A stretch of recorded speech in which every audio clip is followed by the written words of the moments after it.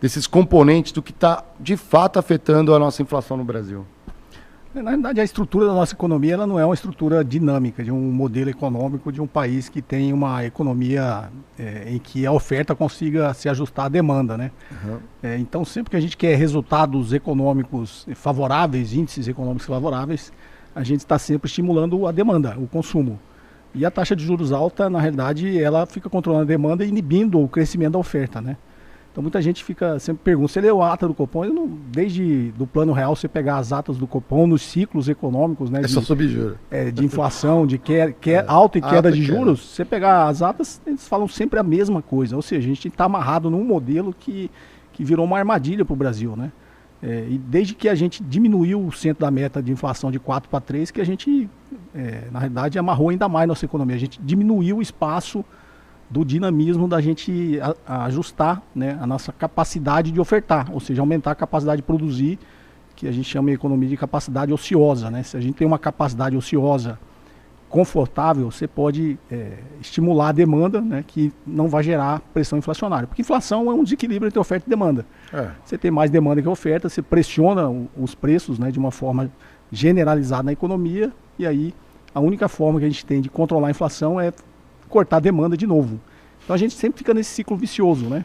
Quando as pessoas... E quando a gente olha na nossa economia, que é altamente concentradora de renda, e a gente só tem aumentado os níveis de desigualdade, o que a gente está, na realidade, fazendo com a economia real é tirando e colocando as pessoas na parte do consumo, né? A grande massa da população, 90% da população, começa a consumir um pouquinho melhor, aí ele gera uma pressão sobre a demanda, uma pressão inflacionária, o Banco Central vai lá e sobe a taxa de juros, e aí tira essas pessoas da demanda. Eu falo assim, é fácil a gente controlar a inflação, né? Você matar 20 milhões de pessoas no Brasil, você controla a inflação. Ninguém consome nada, ninguém... Para de consumir, para de comer, sim, a gente... vira deflação. Exatamente. Então, assim, se a gente não sair dessas amarras, desse modelo econômico, né, em que a gente se enfiou desde a Revolução Neoliberal, né, desde a década de 80, a gente não vai fazer a nossa economia se desenvolver, né? Crescimento econômico é diferente de desenvolvimento econômico. É verdade. Então a gente desindustrializou o país, nossa economia é muito pouco dinâmica, a gente não consegue ajustar a oferta, na realidade nem nas economias dinâmicas, a oferta tem a mesma velocidade de ajuste que a demanda. Então a demanda ela sempre vai crescer ou diminuir muito mais rápido do que a capacidade de ofertar. Porque é o tempo de você estimular as empresas, as indústrias a produzir mais, a aumentar a capacidade de ofertar. E ela sempre vai ser mais lenta, né, do que a demanda. Isso é muito bem tratado no livro do Hyman Minsky, né, o Estabilizando uma Economia Estável, sim, que é um clássico da macroeconomia, né? Inclusive ele fala a pressão inflacionária quando você começa também a investir em produção de bens de capital, de aumento de oferta, né? Porque até aquele bem de capital ficar pronto para produzir, você já injetou dinheiro em funcionários, em insumos, em fornecedores, e esse dinheiro vai circular na economia antes do bem de capital ficar pronto. Então, ele também gera uma pressão inflacionária.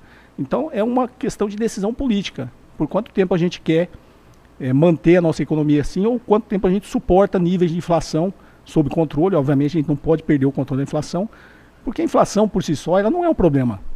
A inflação, ela é boa. O que a gente tem que definir é qual o nível de inflação que a gente consegue controlar. Então, se a gente tinha uma economia desde o Plano Real sendo a meta em 4%, por que a gente baixou para 3% se a gente não mudou nada na estrutura da nossa economia? Essencialmente nada. Na verdade, a gente estreitou o espaço que a nossa economia tem para se ajustar. Então, quando o sendo a meta era 4, com uma banda de 2, a inflação podia oscilar de 2 a 6. É isso aí. Aí eu botei o sendo a meta em 3 e diminuí a banda para 1,5. Agora ela pode oscilar de 1,5 a 4,5. Então eu estreitei essa banda. Quando eu estreito essa banda, eu tiro a flexibilidade da economia se ajustar, a oferta se ajustar. Então toda vez que a demanda sobe, eu tenho que dar um choque de juros para a demanda cair. Porque eu estou enviando um sinal contrário para a economia. Imagine, nós somos empresários. O que toda empresa quer? Mais clientes. Lógico. Eu quero que a demanda aumente, eu tenha mais clientes, que aí isso vai estimular o quê? Produzir mais. Eu quero crescer minha empresa, vou produzir mais porque eu quero capturar essa demanda que está crescendo. Quando o Banco Central sobe a taxa de juros, ele está dando um sinal inverso para a indústria, para as empresas. Vai parar a gente vai falar assim, primeiro, o Banco Central está dizendo para mim que vai cortar a demanda. Então, para que eu vou ajustar a minha oferta? Para que eu vou investir na empresa, aumentar minha capacidade, para que eu comprar mais máquinas? E mesmo que eu for investir em aumento de oferta, agora é mais caro, o custo de capital aumentou. Também tem isso. Então, o que a gente fica fazendo é justamente isso. A demanda aquece, a gente derruba a demanda. A demanda aquece, a gente derruba a demanda. A demanda aquece, a gente derruba a demanda. A gente não vai sair do lugar nunca com esse modelo que tá posto aí, entendeu? De efeito prático, o Banco Central tem esse botão, né? Ou o volume dos juros, né? Da Selic. Mas não é a única forma de controlar a inflação. Se a gente pegar os itens de cesta básica, isso já foi feito no Brasil e vários países do mundo é assim. Muitos itens você tenta controlar por mercado interno, em silos, né? Grãos, por exemplo, alguns itens, para você garantir que, pelo menos de base no mercado interno, você tem aquilo estocado, garantindo um preço que o Estado controla para não elevar. Porque para grande parte da inflação é isso, onde, né, o trabalhador, o brasileiro comum, ele vai sentir, são esses itens. Né? Energia elétrica, tem outros componentes também, a indústria também sente, mas ali os principais são esses. Mas parece que a gente só sabe fazer uma coisa agora, mexer nos juros. Claro, ele é muito prático, mas não é a única saída. Isso é uma falta de interesse ou é um problema de viabilidade política para executar esse tipo de plano de ação? Na realidade, que eu falei, a gente precisa desenvolver a nossa economia, né? Quando a gente tem crescer, a gente vê o PIB, o PIB cresceu 2,5%, cresceu 3%, isso é crescimento econômico, né? Isso não é desenvolvimento econômico. O que a Maria da Conceição Tavares sempre falou, né? O povo não come PIB. É verdade.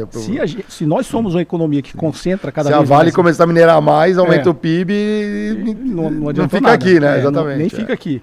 Então, se a gente é uma economia que desde a década de 80, com a Revolução Liberal, entregou o inverso, porque a promessa do modelo neoliberal era vamos crescer o bolo para depois distribuir. Que em teoria econômica eles chamavam de trickle-down economics, que é a economia do gotejamento, né? Que é até pejorativo, eu brinco que é pejorativo, né? Como assim, gotejamento? Tipo, a gente vai dobrar o tamanho da caixa d'água, encher para pegar gota. Para derramar um pouquinho de gota para baixo, né? Então, assim, e o que o modelo neoliberal entregou foi o inverso. Todo o crescimento econômico que a gente obteve nesse período, quase 50 anos, concentrou mais renda. Então, a gente aumentou a desigualdade, aumentou o nível de concentração de renda. Ou seja, a riqueza que o país produz está ficando cada vez na mão de menos pessoas. E cada vez mais pessoas não estão participando desse crescimento econômico.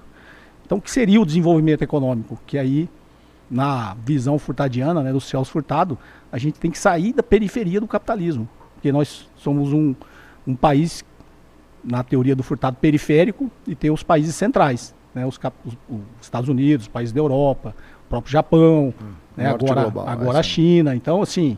E nós somos a periferia do capitalismo, ou seja, a gente tem indústrias de baixo valor agregado, a gente tem pouca indústria, as indústrias que a gente tem é de baixo valor agregado, e a gente exporta matéria-prima.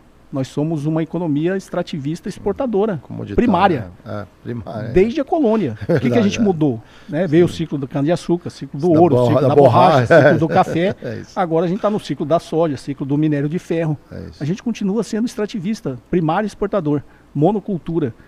E aí você falou dos alimentos. Quem alimenta a população, a sociedade brasileira, é a agricultura familiar. É verdade. São as cooperativas, é o MST, que produz alimentos. Então o alimento está na nossa mesa. É mais de 11 milhões de toneladas. Não é do agronegócio, entendeu?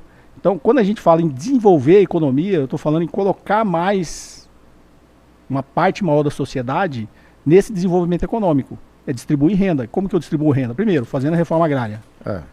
Quando eu faço a reforma agrária, eu estimulo a agroindústria, que já existe em torno do MST, principalmente no sul do país. Já existe uma agroindústria em volta do MST. As cooperativas. Eu posso estimular a indústria de tratores. Eu tive até com o STED há pouco tempo. Eu fui no MST, fiquei uma semana lá no sul do Pará. Que legal.